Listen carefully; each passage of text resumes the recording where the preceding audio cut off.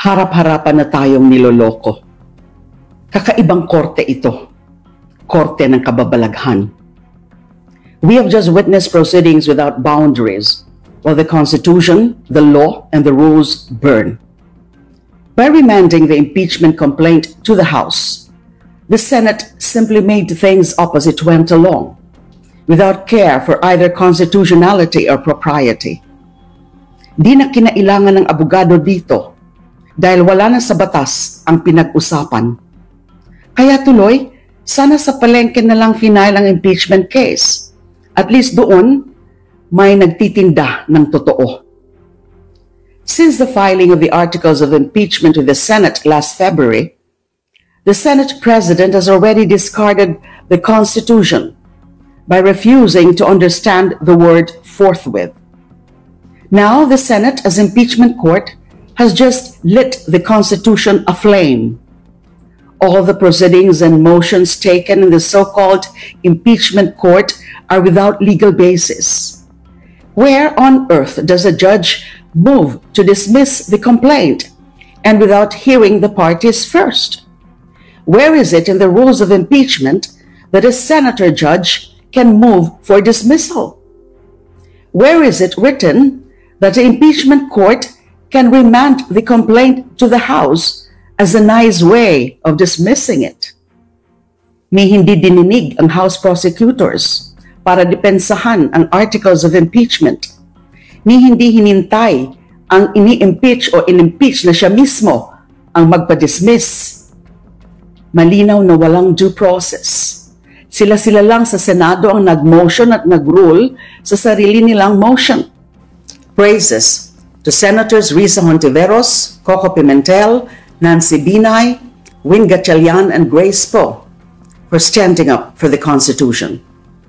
Shame on the rest for this travesty and ignominy that will mark them for the rest of their lives. Hindi pa ito tapos. The fight for truth and accountability continues. I'm disappointed at the turn of events. Sabi ko nga kagabi, di ba? So read my face. Basta't ako, kami sa minority, and I suppose kaming 5 na bumoto ng no na i-remand yung articles of impeachment sa House, gagawa at gagawa pa rin kami ng mga hakbang para isulong ito. Judge yun.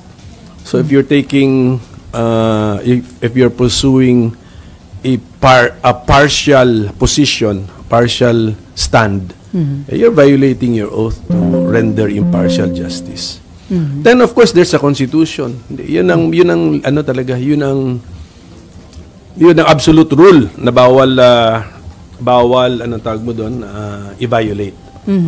Kaya sir ba nangyari from motion to dismiss, naging motion to remand, motion to return, and recently sinabi ho ni Attorney Tonggol, yung spokesperson ng Senate Impeachment Court, walang physical na binabalik sa House, ito lamang daw ay constructive referral, meaning tingnan daw ulit ng Kamara yung ipinasang articles of impeachment at dagdagan ito ng 2 certification na hinihingi ng impeachment court. Yun na nga. So, pwedeng... Ba't binago-bago, sir? Correct. Bakit? Nakikita nyo, nag-evolve yan, ha? Dismissal, remand, return, without dismissing or terminating the case. Ganun yung tatlo, eh. Tapos, ang gusto lang pala nila is to ask questions. Sabi ko nga, eh. Request for information lang ito, eh. O di... pwedeng mag-order ang court or sinabi ko nga, mas practical yung advisory na lang, eh. Advisory na lang ng court sa House of Representatives panel of prosecutors that when you file your reply to the answer of the Vice President, in addition to replying to the answer the following questions from the court. 1, 2, 3, 4, 5. Di gano'n. Hindi na kailangan mag-invento ng magical word na return, without dismissing or terminating the case. So sir, kung gano'n na lang... Tapos meron pa nga doon, until such time that. So, returned until such time that.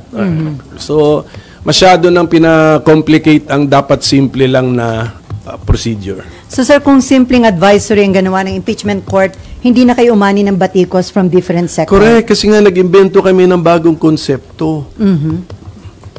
So sir, ano yun? Ang sabi nyo ba, nag-create ang impeachment court another issue to derail or to delay the impeachment? Ganun di ba ang impression nyo, sir? Imbis na simplihan mo yung proseso na madaling maintindihan ng lahat, hindi lang ng taong bayan but pati yung parties to the case para madaling makakomply, diretso lang sana, medyo lumiko ka, kumorbada ka, bumaba ka, tumaas ka.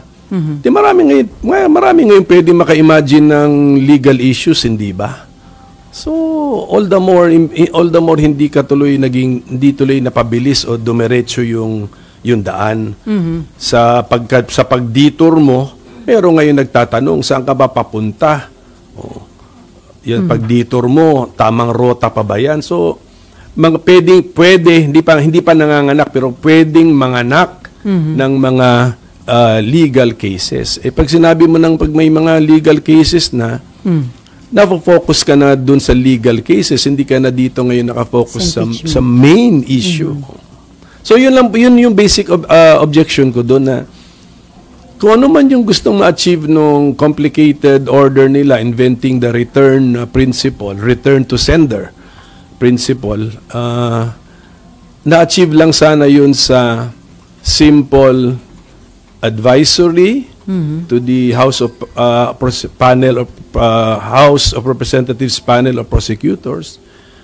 And don't worry dun sa 20th Congress House of Representatives, kasi ang practice sa Amerika na nung pinasa nung 105th Congress sa 106th Congress yung kaso na impeachment, ang ginawa lang ng 106th Congress, nag-submit sila sa Senate impeachment, sa Senate as the impeachment court ng panibagong listahan ng panel of prosecutors.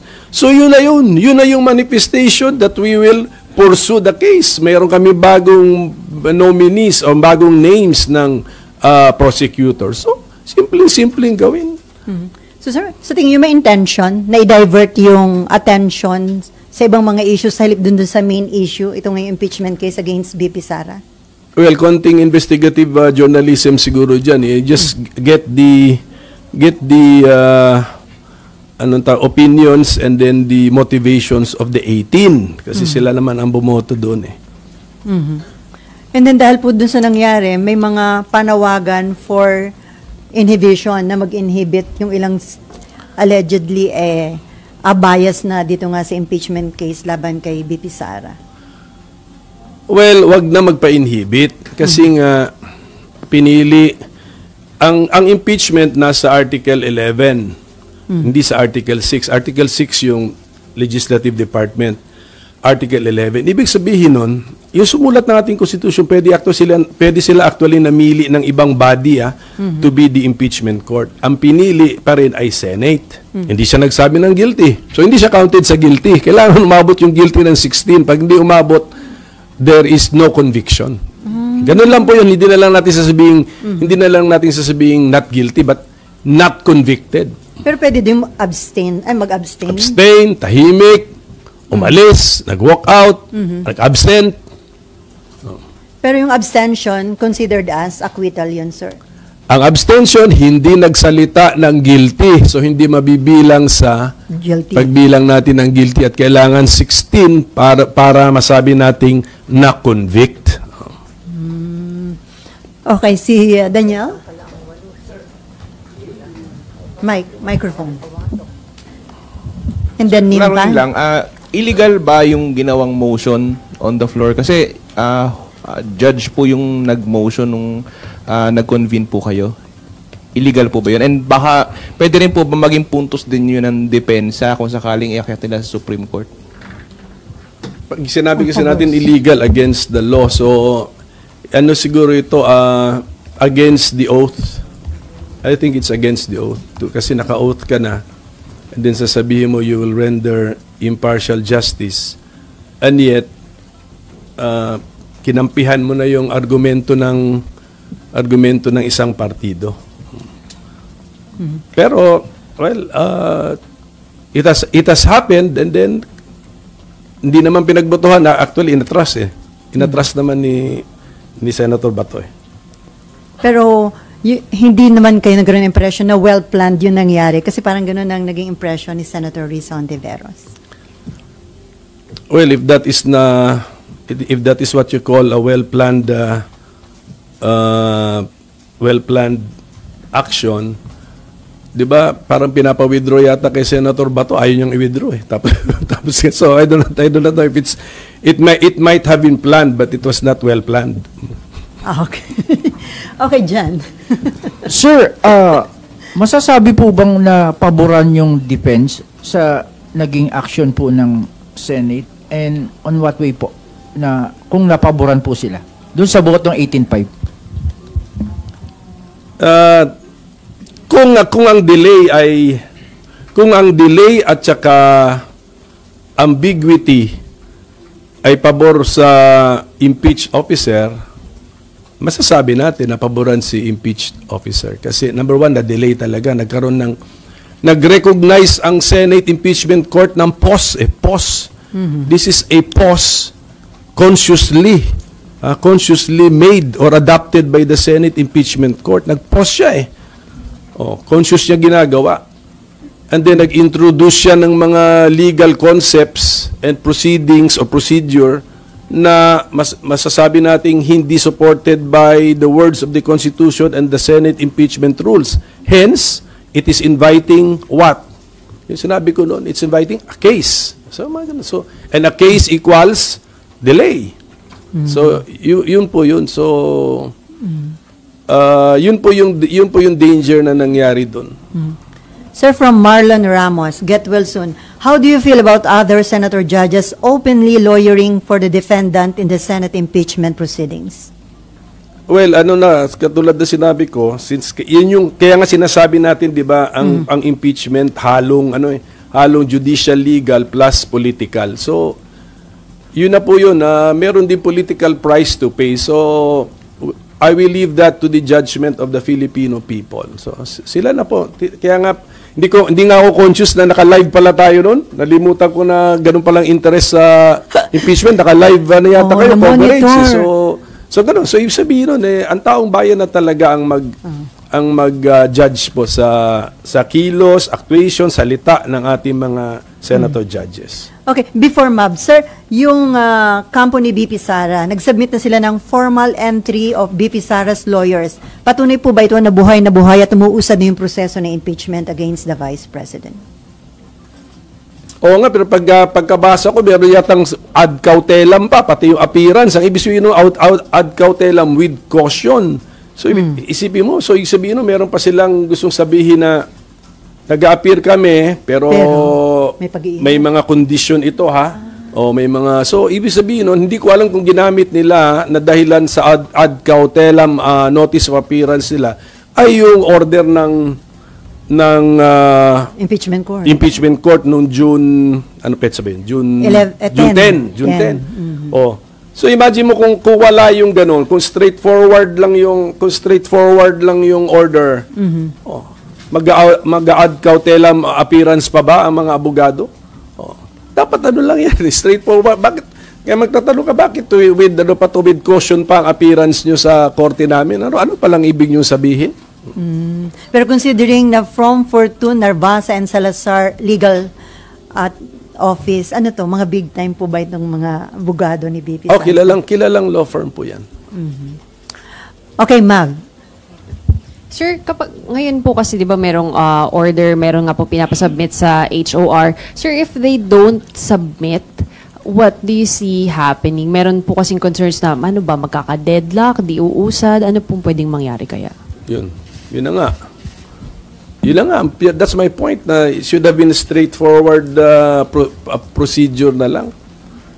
In the first place, merong ang presumption of regularity. Number 2, ang initiation, sabi ng Constitution, ang initiation ng impeachment, duty and responsibility ng House.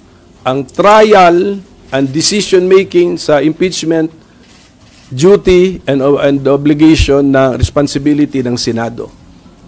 Nag-file na nga ang House. Bakit pa namin sinasabing, i-certify nyo nga na hindi unconstitutional yung ginawa nyo? Siyempre, nung kumilos ang House, siyempre sa mata ng House, hindi naman unconstitutional yung ginagawa nila. Wala namang Senate or House pag nagpapasa kami ng batas dito, although later declared unconstitutional by the Supreme Court. Nangyayari na yan. Not only today, but decades ago, nangyayari na yan. Hindi po consciously pinapasa ng Kongreso yan na we will consciously pass an unconstitutional law. Sa mata namin, when we passed it, it was constitutional. Although, nung further study ng Supreme Court, declared unconstitutional. So, ganun din yun. When the House passed that verified complaint, which became the articles of impeachment, sa mata nila, for sure, hindi unconstitutional yung ginagawa nila. O ngayon, binalik na namin para sagutin kami na, siyempre, hindi unconstitutional sa mata namin when we made it. So, it really caused unnecessary delay. It introduced a maneuver, a detour na hindi na kailangan gawin. It introduced legal concepts na not so clear ang meaning. When number one, we could have just assumed it, and then number two, we could just have asked them simply without returning. Okay. Isang follow-up lang po. So, sir, ano nga pong mangyayari if they refuse to answer yung clarification at yung attestations? Hindi lang yata yung refuse to answer or even fail to answer while the 19th Congress House is still existing. Yun yan eh. Pwede kasing hindi ka nag-refuse to answer but inabot ka na ng June 30, 12 noon. So yun na, nag-i-introduce tuloy ng other legal questions. Kaya nga, I hope the House of Representatives being a party to the case, sila nga ang nag-initiate nitong kasong ito, they should try their best to comply with the order of the Senate Impeachment Court. Kaya nga paano doon Comply sila kasi party sila at sila ang nag-file ng impeachment case. Pero sir, yung second order, parang mahirap nila i-comply. Hindi pa naman daw, wala pa yung 20th Congress. Doon na yun. No. So pag pinanganak na yung kausap, yung kausap ng Senate Impeachment Court sa second paragraph, hindi pa pinapanganak. Okay. Another question from Marlon Ramos. Is there a need for the Senate to wait for the Supreme Court's intervention even on matters that impeachment court could decide on? No, do not wait for the Supreme Court to act. Ang Supreme Court, hindi namin consultant. Huwag namin itratong consultant ang Supreme Court. So tuloy lang Lahat dapat. ng mga maliit na bagay, pasa sa Supreme Court, pasa. Hindi po, hindi consultant ang Supreme Court. Sa dami rin ng caseload ng Supreme Court. Anyway. And di ba may, I think dalawa yata yung nakapile sa Supreme Court. And then parang wala pa silang ginagawang decision. So ibig sabihin, sir, talagang parang gusto lang nila magtuloy lang talaga yung impeachment. Yung mga kaso sa Supreme Court, pag na-file na, let them be. Let them be. So, and then kung may TRO, sunod tayo. Pag walang TRO, dapat naniniwala tayo sa inumpisahan nating procedure na pwedeng ituloy. So sir, tingin nyo ba, sir, since hindi naman sila naglalabas talaga ng TRO, so ang message ba tingin nyo ng Supreme Court is talagang dapat ituloy lang sa Walang message ang Supreme Court. Hindi siya political body. Basta, siya, korte siya eh. Hintay lang tayo, passive lang ang korte. Pag mag-issue ng order ang korte, tapos party ka dun sa kaso, susunod ka. Okay. Pag walang order ang korte, that means pwede mong ituloy yung proceeding na kine-question. So sabi nyo, Do not interpret anything sa Supreme Court kasi apolitical siya, dapat insulated siya from politics, tsaka based on the law lang ang kanyang interpretation. So sabi nyo, hindi consultant nyo ang Supreme Court. Pero lagi sinasabi ni SP Chis, kung meron kayong reklamo dun sa mga nagiging hakbang ng impeachment court, you are free to go to Supreme Court. Sa taong bayan naman yung kausap niya. Pero wag yung attitude ng mga senador na pasa na yan sa Supreme Court, pasa na hindi natin consultant ang Supreme Court. Pero sa taong bayan yan, kung may nakikita silang hindi nila na nagugustuhan na pangyayari, pwede namang i-question sa Supreme Court. Victoria, and then Nympha, and then Myla. Sir, dun sa issue kung may delay, ang laging sinasabi nila SP ni Attorney Tonggol, wala namang delay kasi maghihintay ka pa ng reply ni VP tsaka ng House Prosec. So in the meantime, may pinasagot lang sila pero yung timeline is same lang daw.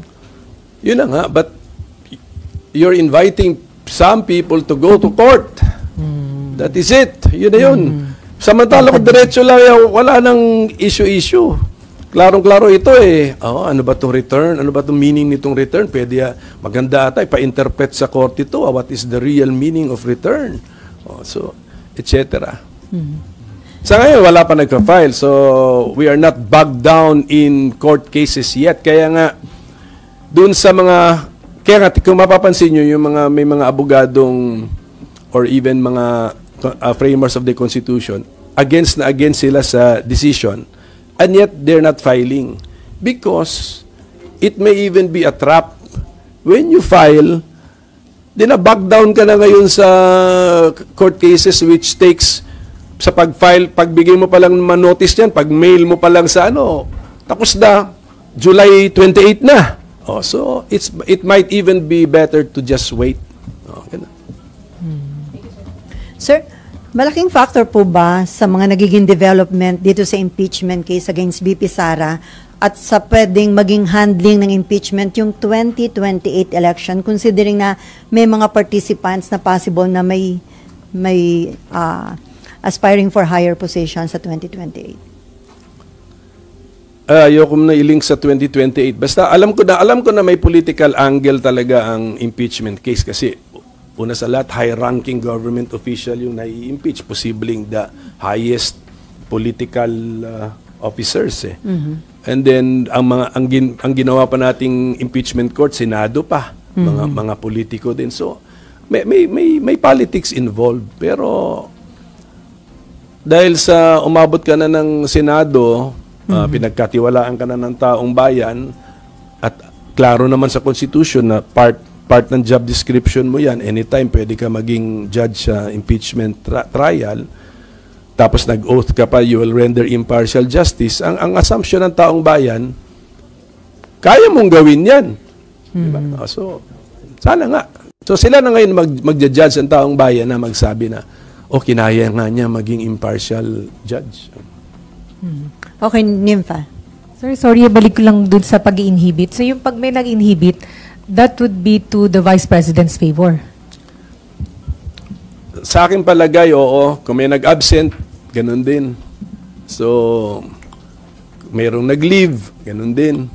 Merong ayaw magpaliwanag, ganun din. So, kasi ang pagkabasa ko talaga sa Constitution, kailangan 2/3 of all the members of the Senate. Pero yung all the members of the Senate, yun yung physically ha. So, kunyari, at ngayon 23 lang kami, i-compute mo yung 2/3. Pero balik din sa 16 yun eh. Kasi walang fraction of a person eh. So 16 yun. Kailangan 16 talaga magsabi ng guilty. Wala nang kailangan sabihin yung siyam. Basta 16 ang magsabi ng guilty. Pag hindi tayo maka-16 na nagsabi ng guilty, kasi tumahimik lang ang siyam, wala. Acquitted. Not guilty. Not guilty. Not convicted. Not convicted. No. And then, sir, dahil dun sa pag-remand nung articles of impeachment, nag-cause din ba ito ng uncertainty, di ba, kung magkukonvene talaga o hindi yung impeachment court? Kasi the two conditions have to be complied with. Eh, diba? Tingnan nyo, kayo mga reporters, when you refer to the order ng June 10, you use the word remand. Pero sa proceedings namin doon, consciously nilang iniwasan yung remand kasi pinoint out ko nga yung remand. Wala ka na rin... effect kasi, sir, diba?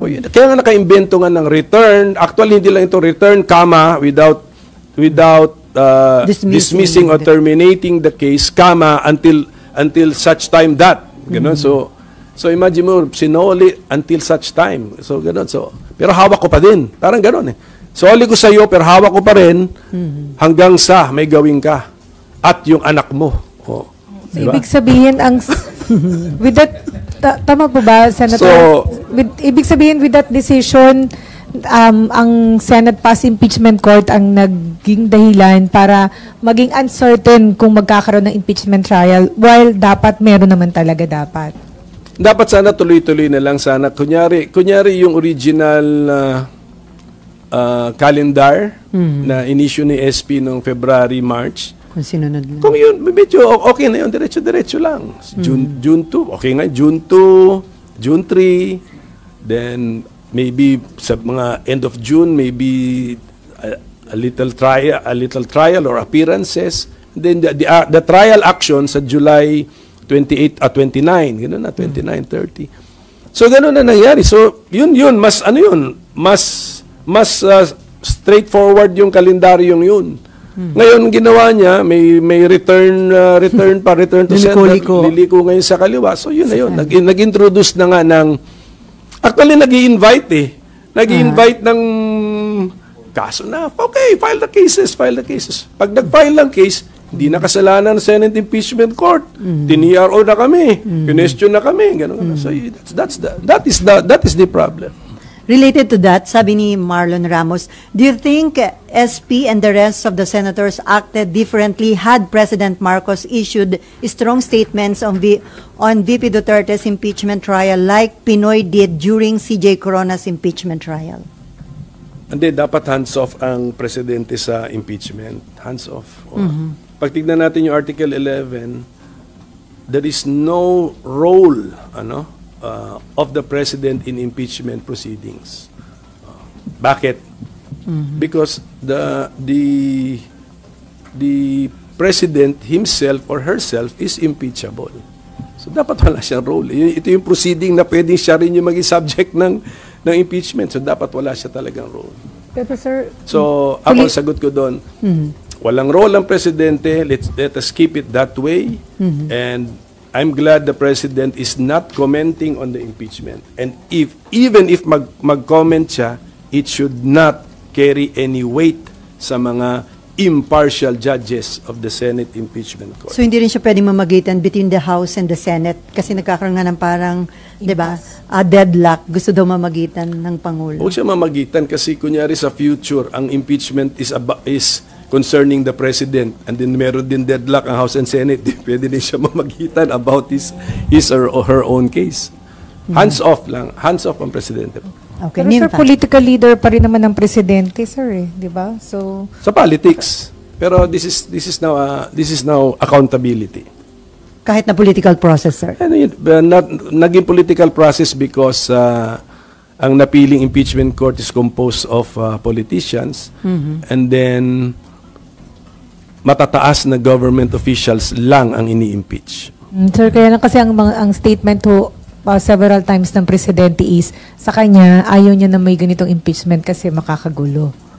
So kung akong senator judge na nakarinig noon, gagalangin ko yung freedom of speech ng presidente, but that should not carry any weight sa akin. I will look at the evidence.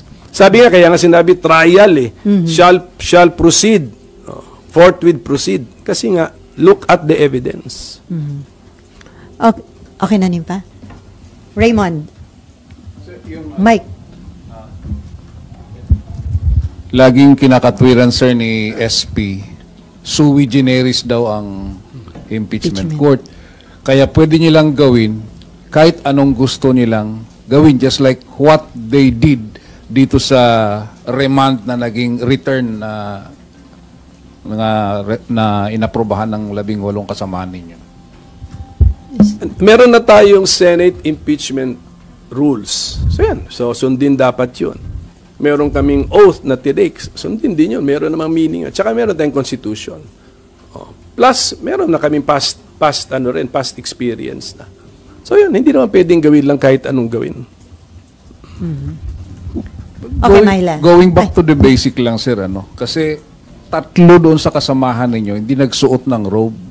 I was asking already during that time yung iba niyong kasamaan na pwede bang sumali sa proceedings yung mga ganun na hindi nag-oath nga sila pero they did not wear robes. I was thinking, sir, na sabi ko nga kay Sen. Joel, simpleng basketball tournament nga eh.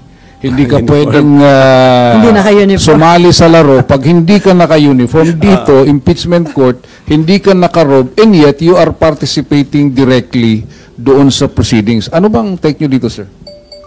Well, sa akin, no issue sa akin yan. Din ako doon, parang lenient din ako pagdating doon. Kasi actually, pwede naman kami naging Senate Impeachment Court na walang robe kaming lahat. Gusto lang namin actually merong symbolism or merong attire to remind us na hindi kami legislator, ibang rules na namin, may ibang oath namin ngayon. Actually, tingnan mo, nung rinirecall namin, ano ba nangyari doon sa time ni impeachment ni Chief Justice Corona?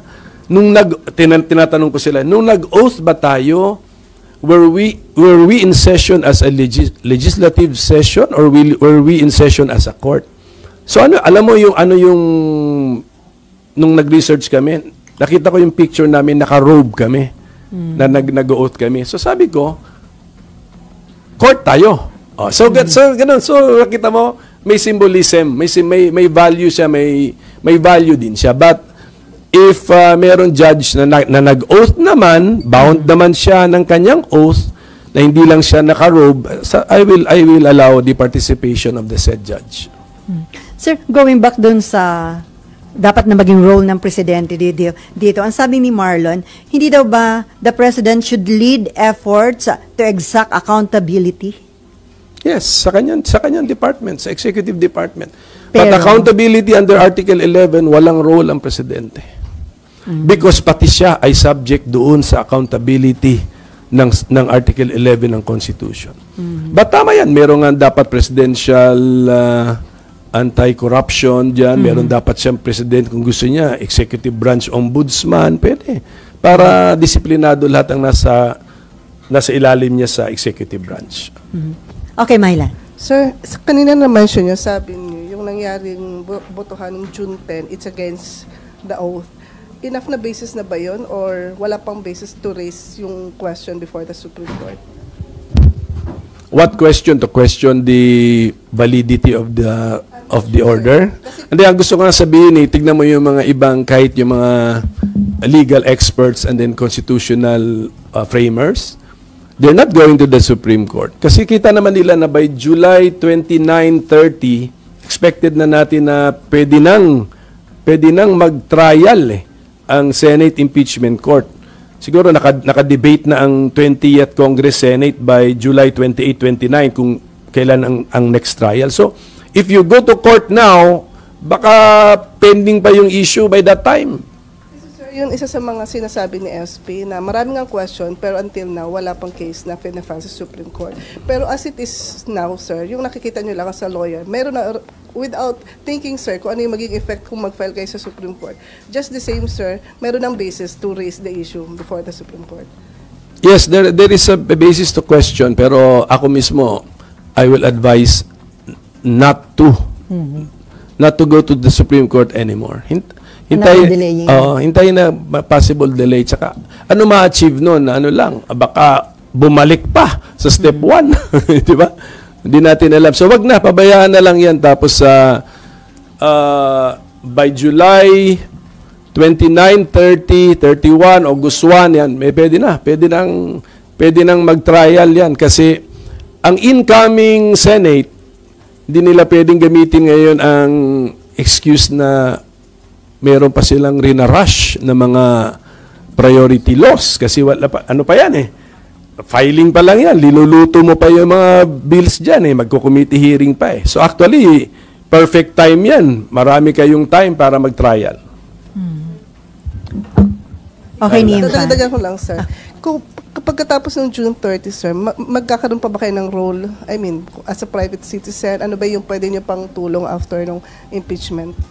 After ng term niyo, sir. Maging ano tayo, maging commentator tayo pag sa trial, di ba? Dala-dala ko yung copy ko ng Senate impeachment rules, interpret natin. So, pwede. Pero definitely, sir, wala naman kayong plan to either help ko anong ang camp ng defense or prosecution. Wala namang offer ngayon, wala pa. So, mas maganda nga sa May pending. Yes, hindi pa tapos yung election sa District 1 ng Marikina. So ngayon wala pang representative? Wala pa. Saka na, let's cross the bridge when we get there. Mahirap pangunahan Pero sir, pwede maging... Parang kausap mo yung taong hindi pa pinapanganak Pero sir, pwede din kayo maging legal counsel ng impeachment court. Legal counsel ng impeachment court, pwede rin. Pero depende kay SP. Pero tanda mo, iba kami mag-isip ni SP. Magkakontra. Anyway, from Camille Isa lang. Balagtan. Sige, ako muna. Sir, pag sa 20th Congress, ang sabi naman ng mga congressmen, may nakausap kami isa na malamang naman po i-comply yung order, yung 1 and 2, kasi napanganak na yung Biden yung 20th Congress eh. So sa pag Hindi, sino mag-comply nung 1? Si 19th. Yes, sir. Si 19th nag-ausap eh. Yung 19, sir. Yung pangalawa, walang choice except si 20th Congress. And then, sir, kung makomply yung order na yun, dapat automatic na yung trial o dependent pa rin dun sa magiging composition ng Senate kung tutuloy o hindi? Kasi pwede din daw magbotohan ba kung tutuloy sila sa trial o hindi? Dahil doon sa question, sir, kung pwedeng tumawid o hindi. Basta sa mata ng court, ang assumption mo, nag-comply na sa dalawang ano. So, sa mata ng court, okay na. Ano na yan? Done. Okay. Completed. Resolved. Okay. So, anong next?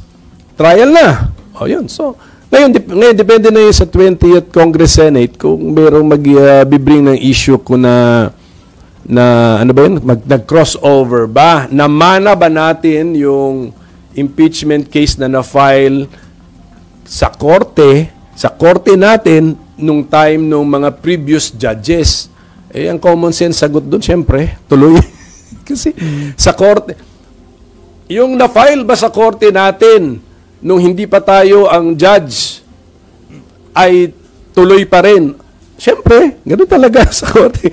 Kahit na, kunyari, RTC number 1, 2, 3 ka, bago akong judge ng RTC 1, 2, 3, dati ang judge si Selly, tatanungin ko ba sarili ko, yung mga kaso ko ba ngayon na na-file nung panahon ni Selly ay tuloy pa, buhay pa? Ano sagot dun? Syempre. Pwede pa rin silang magbotohan nun, sir. Kasi kung sa inyo, syempre, baka dun sa iba, not necessarily, syempre. I-televise pa rin yung decision making nila dyan at taong bayan na ang puhusga sa kanila. Pwede rin siya, sir, na i-petition din sa Supreme Court. Yes. Yun definitely pwedeng sa Supreme Court.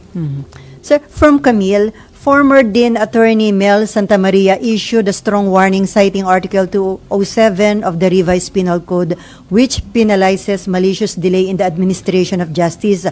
Do you believe this could apply to senator judges in the impeachment trial, citing the fact na may obstruction of justice? Hindi ako masyadong familiar sa article na yun, pero but if it applies to judges, alam mo kasi ang pag-interpret ng criminal laws is strictly interpreted yan eh. So if it's clearly just for members of the judiciary, hindi applied yan sa members of the impeachment court. So sir, paano yun? Hanggang June 30 ka na lang as senator, as member ng impeachment court. So, right. Malungkot ka ba na hindi ka na makapag-participate dun sa mismong trial nitong kaso na ito? Hindi. And I have the cold neutrality of an impartial judge. Member ako dyan? Okay, malamig pa rin ako. Hindi ako, tapos na ang aking membership sa court, malamig pa rin ako. Sa cold neutrality. So, wala akong pakialam. So, ganun ang ibig sabihin nun. No? I'm willing, but kung tapos na, I cannot. Meron ka bang fearless forecast, sir, sa magiging kahihinat na nito? Judge pa ako ngayon eh. Pero do you think kahantong sa botohan? Hindi ko na masabi kasi nahintayin na lang natin para nakatutok ang taong bayan. No?